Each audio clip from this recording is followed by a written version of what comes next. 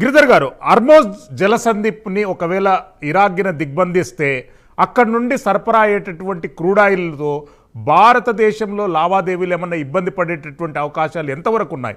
ఇప్పటికే 23% వచ్చేటటువంటి ప్రపంచానికి వచ్చేటటువంటి క్రూడ్ ఆయిల్ మొత్తం ఆ హర్మోజ్ జలసంధి నుండే సరఫరా అవుతున్నాయి అనేటటువంటి అంశం మనందరికీ తెలిసిందే. ఎట్లా చూస్తారు ఈ అంశాన్ని? అంటే ఒక చమురు మాత్రమే కాదు, అక్కడ జలసంధి ఆగిపోయిందంటే ఎన్నో అంశాల్లో దెబ్బతాగుతాయి.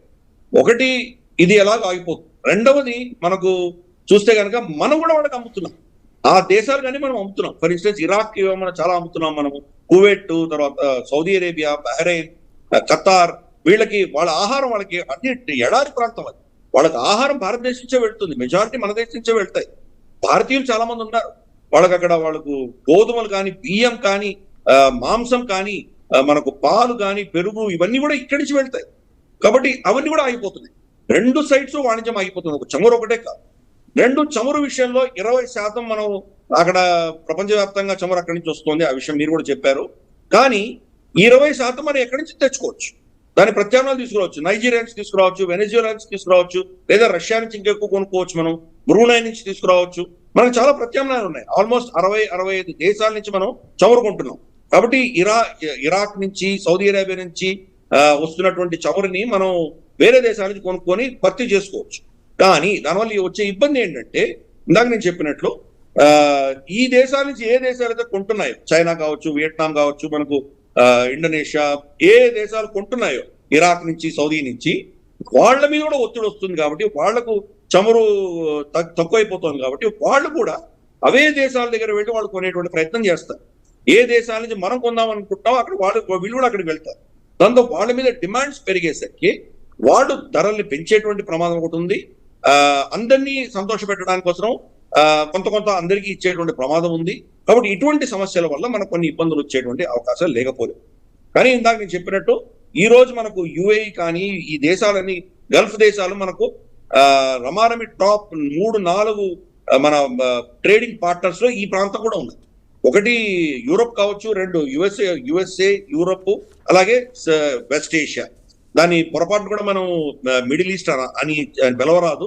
మిడిల్ ఈస్ట్ అన్న ఆలోచన మనకు యూరోపియన్ సెంట్రిక్ ఆలోచన, అది మనకు పశ్చిమాన ఉంది. అది కాబట్టి పశ్చిమ ఆసియా అని పిలవాలి దాన్ని, మిడిల్ ఈస్ట్ అని పొరపాటు కూడా దాన్ని. బట్ ఎనీవే, సో ఆ ప్రాంతంలో మనకు చాలా పెద్ద ఇంట్రెస్ట్ ఉన్నాయి, వాణిజ్యపరమైన ఇంట్రెస్ట్ ఉన్నాయి, ఎనర్జీ ఇంట్రెస్ట్ ఉన్నాయి. అన్నిటికంటే కీలకమైనది వ్యక్తిగతంగా మన ప్రజలు అక్కడ పనిచేస్తున్నారు. కాబట్టి అవన్నీ కూడా దెబ్బతినేటువంటి ప్రమాదం ఉంది. కాబట్టి ఆ ఇంట్రెస్ట్ మనకు ఉన్నాయి. ఈ జల దిగ్బంధనం కూడా ఇప్పుడే జస్ట్ నేను ఇందాక అనౌన్స్మెంట్ చూశాను. ఇరాన్ ఏమనిందంటే యుఎస్ఏ, ఇజ్రాయెల్, యూరోప్, ఈ 3 ప్రాంతాలకు మాత్రమే మేము దీన్ని హార్మోజ్ మూస్తున్నాము, స్టేట్ ఆఫ్ హార్మోజ్ ని, మిగతా ఎవరిని మూయట్లేదు అని ఒక ప్రకటన చేసి. సో చూద్దాం దానివల్ల మరి ఎలా ఉంటుంది. ఎందుకంటే ఇంటర్నేషనల్ షిప్పింగ్ అంతా ఎలా ఉంటుందంటే, భారతదేశానికి సప్లై చేస్తున్న షిప్ కూడా అది బహుశా ఏదో యూరోపియన్ ఫ్లాగ్ లో రావచ్చు, లేదా మనకు ఇంకేదైనా మనకు చైనీస్ ఫ్లాగ్ లో రావచ్చు, ఇంకేదైనా దేశం ఫ్లాగ్ లో రావచ్చు. ఎందుకంటే షిప్ మనది కాదు, మనం కిరాయికి తీసుకుంటున్నాం. కిరాయి బస్సు లాంటిది. వాళ్ళు అక్కడ చమురు తీసుకుంటారు, వచ్చి మన దగ్గర ముంబైలోనే, ఎక్కడో వడోదర, మనకు గుజరాత్ కోస్ట్ లో వాళ్ళు డంప్ చేసి వెళ్ళిపోతారు, జామ్నగర్. కాబట్టి ఆ షిప్ మనది కాదు. కాబట్టి ఆ షిప్ మీద వాళ్ళు దాడి చేస్తే ఏమవుతుంది, ఆ ఫ్లాగ్, భారతదేశం ఫ్లాగ్ ఉండదు కదా, దాడి చేస్తే ఏమవుతుంది, ఈ ప్రమాదం ఒకటి ఉంది. అది కాబట్టి చూడాలి. ఇరాన్ సెంట్రల్ కేంద్ర ప్రభుత్వం ఏం చెప్పిందంటే, మమ్మల్ని చంపుతారని మాకు తెలుసు, కాబట్టి మేము శక్తి అంతా కూడాను లోకల్ కమాండర్స్ కి ఇచ్చేసాము, వాళ్ళు నిర్ణయించుకుంటారని చెప్పారు. కాబట్టి ఇప్పుడు ఈ గల్ఫ్ ఆఫ్ హార్మోజ్ దగ్గర ఉన్నటువంటి కమాండర్ వెళ్తున్న షిప్ ఇది యూరోప్ దా, ఇజ్రాయెల్ దా, అమెరికా దా, భారతదేశం దా, ఎలా తెలుస్తుంది అతనికి? తెలియడం చాలా కష్టం. ఏదో గ్రనేడా పేరు మీద అది వెళ్తుంటుంది, అది ఫ్లాగ్. ఇది చమురు ఎవరికి వెళ్తాం, భారతదేశానికి వెళ్తుందా లేదా అది బహుశా యూరోప్ వెళ్తుందా తెలియదు కదా. కాబట్టి అతను దాడి చేస్తే పరిస్థితి. అందుకని ఇవన్నీ ఒక యుద్ధ వాతావరణంలో ఏది కూడా పర్ఫెక్ట్ గా ఇలాగే జరుగుతుందని ఎవరు చెప్పలేరు. ఇటువంటి తప్పిదాలు చాలా జరగవచ్చు. అటువంటి చాలా అంశాల్లో మనకు ఇబ్బందులు అన్నవి తప్పవు. యుద్ధం అంటేనే నష్టాలు ఉంటాయి, యుద్ధం అంటేనే ప్రజలు చనిపోతారు, అటు ఇటు కూడా చనిపోతారు, నష్టాలు ఉంటాయి. నష్టం లేని యుద్ధం ఎక్కడా ఉండదు. ప్రపంచ వ్యాప్తంగా కూడా దెబ్బతింటారు. మనకు ఎక్స్టెండెడ్ నైబర్హుడ్, మనకు ఆల్మోస్ట్ పక్కనే ఉంది, పెద్ద దూరం కాదు, మధ్యలో పాకిస్తాన్ పక్కనే మనకి ఇరాన్ ఉంది. ఇన్ఫాక్ట్ పాకిస్తాన్ అనే దేశం విడిపోకుండా ఉంటే భారత్ సరిహద్దే ఇరాన్. Yes. అంటే అఖండ భారత్ సరిహద్దు ఇరాన్ లోనే ఉంది. Yes, correct. కాబట్టి మనకు దానివల్ల ఇంపాక్ట్ విపరీతంగా ఉంటుంది. Yes. ఇన్ఫాక్ట్ గిరిధర్ గారు. బలూచీలు మనం అంటున్నాం, మన భారతీయ సంస్కృతిలో అభిన్న భాగమైనటువంటి బలూచీ సంస్కృతి కూడా ఈ రోజు హింగ్లాజ్ మాత ఈ రోజు మన బలూచిస్తాన్ లో ఉంది, శక్తి పీఠాల్లో ఒక పీఠం. అలాగే బందర్ అబ్బాస్ లో శ్రీకృష్ణ ఆలయం ఉంది ఇరాన్ లో కూడా, ఇప్పుడు కూడా ఉంది. కాబట్టి మన సంస్కృతికి సంబంధించిన ప్రాంతాలే.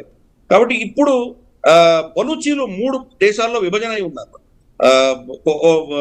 పాకిస్తాన్ లో ఉన్న బలూచీల గురించి మనకు తెలుసు, ఆఫ్ఘనిస్తాన్ లో ఉన్న బలూచీలు ఉన్నారు కొంతమంది, అలాగే ఇరాన్ లో ఆ బలూచీలు ఉన్నారు. దాని పేరే సిస్టాన్ బలూచిస్తాన్ అంట.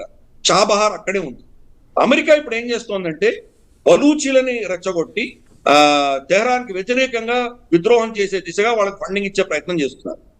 అలాగే మనం పైన ఉన్నటువంటి కుర్దులను కూడా వాళ్ళు రెచ్చగొట్టి ఉత్తర ఇరాన్ లో కూడా వాళ్ళు వేరే దేశంగా విడిపోయేలాగా వాళ్ళని ప్రేరణ కోసం వాళ్ళు ప్రయత్నం చేస్తున్నారు, వాళ్ళకి ఫండింగ్ ఇస్తోంది అమెరికా.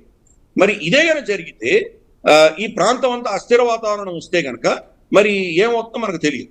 ఎందుకంటే ఇరాన్ లో బలూచీలు తిరగబడి, పాకిస్తాన్ లో బలూచీలు తిరగబడి అస్థిర వాతావరణం అంటే ఏర్పడితే, పాకిస్తాన్ లో ఉన్నటువంటి పరిస్థితులు ఇంకా క్షీణిస్తే పాకిస్తాన్ ఏదో పిచ్చి చర్య మన మీద చేస్తుంది. ఎందుకంటే వాళ్ళ దేశంలో ఉన్నటువంటి సమస్యలకు పరిష్కారము బయట ఎవరినో శత్రువుని వెతుక్కోవడం అనేది ఒక స్టాండర్డ్. గిరిధర్ గారు, ఖమేనీ మృతి పట్ల సొంత ఇరాన్లో 68% మంది ప్రజలు హర్షం వ్యక్తం చేశారు. కొంతమంది వ్యతిరేకించారు, ఫండమెంటలిక్ అప్రోచ్ ఉన్నటువంటి వాళ్ళు. కానీ భారతదేశానికి ఆ దేశానికి సుదూరం ఉంది, వ్యవహారాలలో కూడా చాలా డిఫరెన్సెస్ ఉంది. కశ్మీర్ నుండి కన్యాకుమారి వరకు ఖమేనీ మృతి పైన నిరసన కార్యక్రమాలు చూడడాన్ని మనం ఎట్లా చూడాలి ఈ వ్యవస్థను? మీకు ఈ 68% అని చెప్పి ఎవరు చెప్పారు? ఈరోజు ఇరాన్ లో సర్వే చేయగలిగిన కెపాసిటీ ఎవరికైనా ఉందా? ఎస్, ఎంత ఉన్నటువంటి దేశంలో ఎవరు చెప్పగలరు ఎంత శాతం సమర్థిస్తున్నారు, ఎంత శాతం వ్యతిరేకిస్తున్నారు? ప్రతి సమాజంలో ఉన్నట్టుగానే ఇరాన్ లో కూడా 3 వర్గాలు ఉన్నాయి. ఒక వర్గం అక్కడ ఉన్నటువంటి ప్రభుత్వాన్ని, అక్కడ ఉన్నటువంటి ఖమేనీ సంస్థను, ఆ వ్యవస్థను సమర్థించేటువంటి ఒక వర్గం ఉన్నది. ఇంకొక వర్గం దాన్ని కంప్లీట్ గా అపోజ్ చేస్తున్నటువంటి వర్గం కూడా ఉన్నది.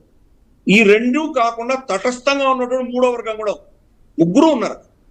కానీ ఒక విషయం గుర్తుపెట్టుకోవాలి, 3 వర్గాల్లో కూడాను ఒక కామన్ గా ఆలోచన ఏంటంటే కనుక, మా దేశం మీద దాడి జరిగింది, ఖమేనీ మాకు వద్దు, కానీ ఇరాన్ మీద దాడి చేస్తున్నారు, మమ్మల్ని మీరు మా అసెట్స్, మా న్యూక్లియర్ అసెట్స్ కావచ్చు, లేదా మా ఎయిర్ ఫీల్డ్స్ కావచ్చు, మా షిప్ యార్డ్స్ కావచ్చు, వీటిని ధ్వంసం చేస్తున్నారు, ఇది మా దేశం మీద వచ్చినటువంటి దాడి అని ఆలోచన చేస్తున్నారు. కాబట్టి ఖమేనీ మీద వాళ్ళకి వ్యతిరేకత ఉన్నా కానీ కూడా దేశ భక్తులుగా దేశ రక్షణ కోసం వాళ్ళందరూ కూడా నిలబడేటువంటి అవకాశాలు ఎక్కువ ఉన్నాయి. ఖమేనీ ప్రభుత్వాన్ని తీసేయాలని కోరుకుంటున్నారు కొంతమంది, ఎంతమందో మనం చెప్పలేం, ఆ పర్సంటేజ్ చెప్పడం ఎవరి వల్ల కాదు. ఎందుకంటే ఖమేనీని సమర్థిస్తూ ఈ రోజు చాలా ఊర్లలో పెద్ద పెద్ద ర్యాలీలు తీసుకొస్తున్నారు. వాళ్ళని వీధుల్లోకి తీసుకురావడానికి ఈ ఐఆర్జీసీ కమాండర్స్ వాళ్ళు ఏమైనా బెదిరింపులు చేయాలంటే కూడా వాళ్ళు ఈరోజు ఆ పరిస్థితుల్లో లేరు. వాళ్ళు ఐఆర్జీసీ కమాండర్లు బయటకు వస్తే పైనుంచి విమానంలో చంపుతున్నారు. అంటే దానివల్ల అర్థం ఏంటంటే స్వచ్ఛందంగానే వీళ్ళు వచ్చారు బయటికి. ఖమేనీ చనిపోయినందుకు సంతాపం ప్రకటిస్తూ చాలా ఊర్లలో పెద్ద పెద్ద ర్యాలీలు జరుగుతున్నాయి ఇప్పటికి కూడా. అంటే ఆ ఖమేనీ ప్రభుత్వాన్ని సమర్థిస్తున్న వాళ్ళ సంఖ్య గణనీయంగానే ఉంటుంది. అలాగే మీరు చెప్పినట్టు దాన్ని వ్యతిరేకిస్తున్న వాళ్ళు కూడా చాలా మంది ఉన్నారు. ఆయన చనిపోయినందుకు తోటి ఎంజాయ్ చేస్తూ వాళ్ళ హిజాబులు తీసేసి తగలబెట్టి, ఖమేనీ పోస్టర్ అని తగలబెట్టి ఇటువంటి వాళ్ళు చాలా మంది ఉన్నారు. అలాగే ఈ ఖమేనీకి వ్యతిరేకంగా ఉన్నవాడు ఇరాన్ బయట చాలా మంది ఉన్నారు. అమెరికాలో ఈరోజు చాలా అద్భుతంగా వాళ్ళు సెలబ్రేట్ చేసుకుంటున్నారు. ఈ ఇజ్రాయెల్ ని, డొనాల్డ్ ట్రంప్ ని వాళ్ళు అభినందిస్తున్నారు. కాబట్టి అన్ని 3 వర్గాలు ఉన్నాయి. మనం ఎప్పుడు ఏకపక్షంగా చూడకూడదు. 3 వర్గాలు ఉన్నాయి. షా ఆఫ్ ఇరాన్ ఉన్నప్పుడు కూడా ఈ 3 వర్గాలు ఉన్నాయి. ఫోటోలు చూస్తాం, అక్కడ అమ్మాయిలందరూ కూడాను మోడర్న్ డ్రెస్సుల్లో ఉండడం, వాళ్ళు కాలేజీకి వెళ్ళడం, ఏదో స్విమ్మింగ్ సూట్ లో ఉండడం, ఇటువంటి 4 ఫోటోలు చూపిస్తారు తెహరాన్. అదే సమయంలో వాళ్ళ ఊర్లలో ఫుల్ బూర్కా వేసుకున్నటువంటి మహిళలు కూడా ఉన్నారు. కాబట్టి సమాజం అన్నది ఎప్పుడు కూడాను ఒకటే పెయింట్ తో మనం బ్రష్ చేయలేము, ఒకటే రంగుతో పూయలేం. మన దేశంలో కూడా ప్రభుత్వాన్ని ఈ తటస్థంగా ఉన్న వర్గం ఉంది, అలాగే ఆ దేశంలో కూడా 3 వర్గాలు కూడా ఉంది.